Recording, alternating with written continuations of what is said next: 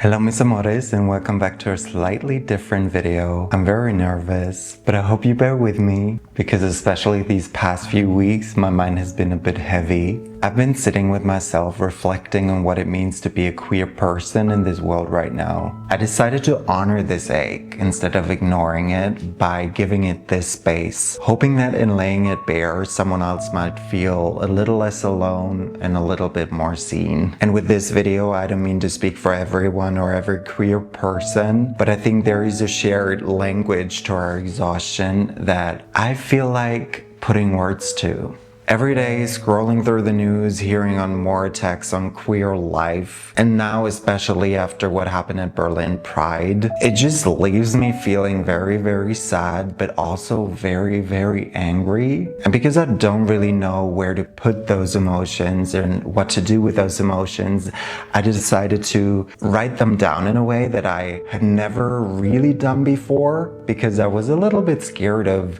addressing some things, of being as vulnerable as I'm about to be, but it turned into some sort of coping mechanism. So I chose this vulnerability over silence. And so in that vulnerable place that I was in, I wrote a little letter to gay little Vincent, to the child that I used to be, and perhaps to the child in all of us. I'm choosing to share this here, which feels very exposing. But if just one person can relate and feel seen, then it feels less scary to me. Just a disclaimer, if at any point it seems like I'm reading this text off something, then yes, I am. Because like I said, I've written it down and I can't just make this up on the spot.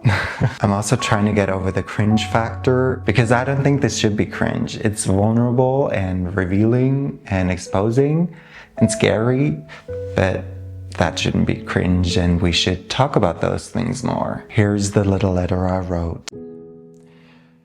Dear little gay me, I'm sorry you felt as though your life was a puzzle you weren't given the pieces to solve. I'm sorry you spent your days questioning what was wrong with you while everyone around you seemed to have all things figured out. You couldn't name what you were feeling, you just knew you didn't fit in. You didn't like the clothes all the other boys wore, didn't care for the music they listened to, didn't share their hobbies, and hated the movies they talked about and watched. You felt like an outsider in every single room you walked into. So when the world outside became too much, you built sanctuaries. Your bedroom wasn't just four walls, it was your hiding place, your fortress. It was the only place you felt safe enough to breathe, to sing and dance freely to your favorite artists or to your favorite High School Musical songs. While at school, you were forced to pretend you enjoyed playing Call of Duty, knowing that you were terrified out of your mind to even make it past the first mission. You escaped into books, music, and TV shows, desperately and unsuccessfully searching for a place to belong, for something to relate to. Asking yourself, why can't I just go to the party like the kids in the movies, like all of my peers do? Why do I have to lock myself into my room and hide? Why can't I just kiss the girl like I read about in all the books? Why can't I just fall in love as innocently as my favorite artist sings about? I'm sorry you locked away your favorite bright red skinny jeans forever the moment you were called a girl for wearing them. You didn't know how to report it or talk about your feelings, so your only defense was to hide the pants away. And your parents were happy, knowing you're safer now, having hit that party yourself. But soon your red skinny jeans turn into something so much bigger. Yet isn't it funny how the world always catches up to what queer kids were ridiculed for? The bold colors, the skin-tight tops, the bandanas around the neck. Mocked on us only to become mainstream and cool years later. Not to say that they originated those styles, but still a fact. Dear little gay me, I'm sorry you learned to fear the sound of your own voice. You stayed quiet, not just to remain invisible while you were so busy hiding, but to protect yourself from exposing a voice people always called too high, too girly, or not manly enough. So, you adjusted your voice, hoping that after your presentation, your teacher won't say, and I quote, "This was really great and insightful, but you gotta start speaking in a deeper voice. Your voice is so high. You will grow up and think you're completely over it, but then suddenly catch yourself code switching in real time, shifting your tone just to make the straight people around you comfortable. You'll think you've healed, and then out of nowhere, while talking about something as mundane as your favorite food, someone will hit you with the, and I quote again, "What are you trying to compensate for with that tone and speech pattern?" I know how exhausting it is to constantly gauge whether you're in safe company. How exhausting it is to hide versions of yourself, measuring out your identity in small doses just to fit someone else's idea of an acceptable amount of gay. I know how exhausting it is to find out that this isn't just true for encounters with strangers, but even with the ones closest to you, or supposedly closest to you. Dear little gay me, the hardest truth is that the fear written on your mind, your skin and your bones as a child never fully leaves you. To this day, watching straight couples love openly in public brings a sharp sting. You'll hate watching them run their hands through each other's hair, down their backs, around their waists. Not because you hate straight people and not because you hate love, but because you feel robbed. Robbed of feelings you never got to experience, experiences you never got to live, lives you've never got to have. You're left trying to catch up on teenage adventures your peers finished years ago, wasting years accepting that you're on a completely different timeline. It stings that they can lean in for a kiss in public without doing a quick 360 making sure they're safe. Their only worry could be whether they might regret the kiss, not whether that kiss could have them end up on the sidewalk, bruised or unable to breathe. While you have to whisper sweet nothings in the dark when nobody is watching and listening, they get to shout theirs from the rooftops. You hate that your love must double as an act of rebellion or protest, while they get to just love.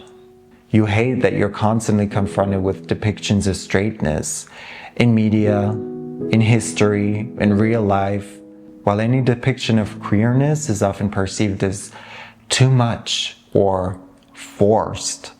Even home, the place that should be your safest hiding place, becomes a mere reflection of your otherness. The supposedly innocent, yet invasive family questions like, do you have a girlfriend yet? Do you have a crush on that girl? Until someday they stop asking altogether out of fear you'll say no, not on a girl. Or the conditional tolerance, I'm okay with gay people, as long as they don't kiss in front of me. So, home, a place you should belong, but just another place in which you might always feel like the odd one out. The world claims the rainbow is being shoved down their throats, yet everyone is assumed straight at birth. And because of that, you spend your youth hyper-analyzing every detail.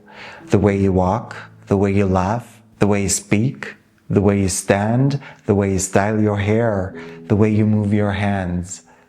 So, dear little straight you, please reflect inward. I know it's uncomfortable to notice microaggressions you think mean no harm, but us queers ponder them for years because they made us feel unsafe. Realize that tolerance and acceptance are not the same thing. We carry the weight of activism every day just to survive, so we need you to do the internal work too. But back to, dear little gay me, I'm sorry you were labeled gay before you even knew what that word meant. I'm sorry you had to suppress yourself to survive to the point where you forgot who you actually were. But don't shame yourself. You did what you had to do every day until that self-defense felt like your actual personality.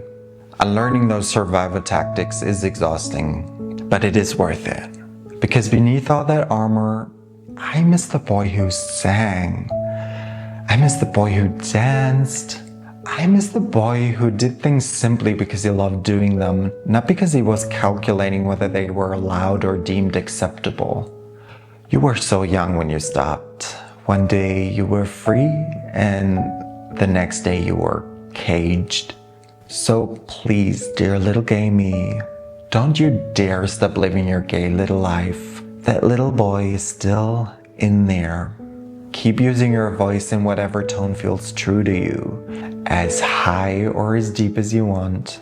Keep speaking until you can talk about your crush without seeing a twitch in your opposite's eye. Until you can bring your boyfriend to any event without worrying about weird looks or chatter behind your back. Your voice was never meant to be hidden. It needs to be heard. You were never meant to be hidden. You need to be seen. Thanks for listening. I don't know how to end this video, so I'm just gonna go. Thank you guys so much for watching this video and for listening. Nos vemos la próxima. Bye, bye, bye, bye, bye.